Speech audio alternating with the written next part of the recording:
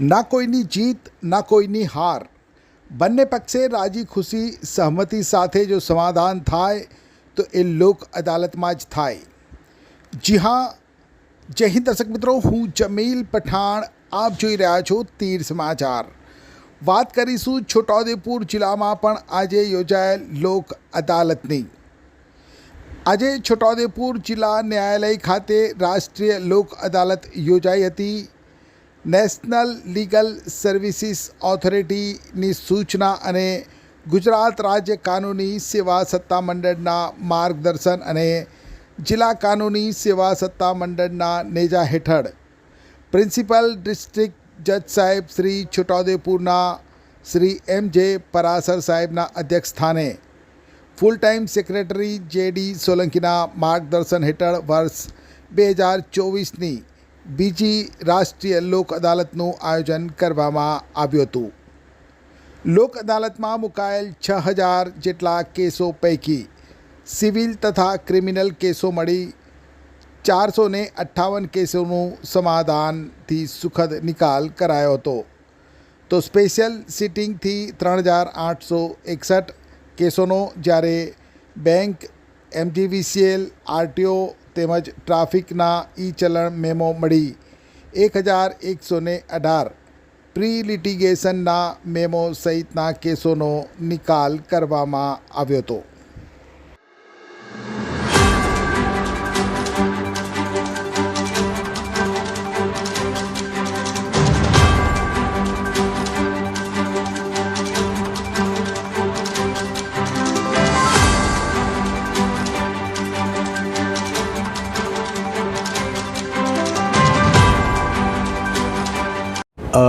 આજ રોજ Chhota Udepur district court ખાતે રાષ્ટ્રીય લોક અદાલતનું આયોજન કરવામાં આવેલું છે।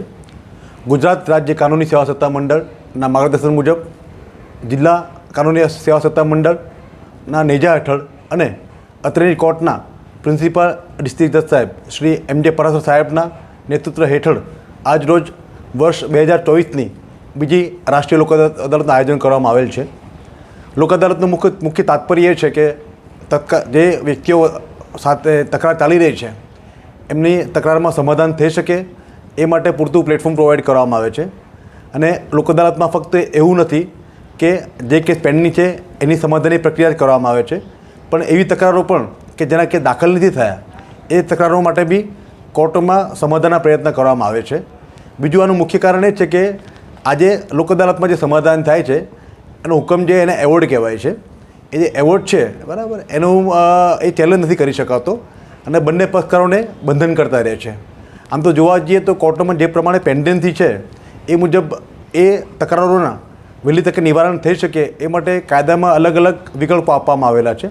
તેમાં લોક અદાલત એક બહુ જ મહત્ત્વપૂર્ણ ટૂલ્સ કહી શકીએ આપણે કે જેના થકી સમાધાન થઈ શકે છે। આજરોજ લોક અદાલતમાં આશરે 6000 કેસો સમાધાન માટે મૂકવામાં આવેલા છે। અમે આશા રાખીએ છીએ કે અગાઉ જે લોક અદાલતોમાં વકીલો દ્વારા અને પક્ષકારો દ્વારા જે સહકાર આપવામાં આવ્યો છે તે પ્રમાણે આજની લોક અદાલતમાં પણ અમને પૂરતો સહકાર મળશે અને મને વિશ્વાસ છે કે આજે ખૂબ મોટી સંખ્યામાં કેસોનો નિકાલ થશે। મારું નામ જે.ડી. સોલંકી છે। હાલમાં હું ડિસ્ટ્રિક્ટ કોર્ટ છોટાઉદેપુર ખાતે કાર્યરત જિલ્લા કાનૂની સેવા સત્તામંડળમાં ફૂલ ટાઈમ સેક્રેટરી તરીકે ફરજ બજાવું છું। છોટાઉદેપુર સહિત રાજ્ય, દેશ અને દુનિયાના સમાચાર જોવા માટે સબસ્ક્રાઈબ કરો તીર સમાચાર અને બેલ આઇકોન જરૂર દબાવો।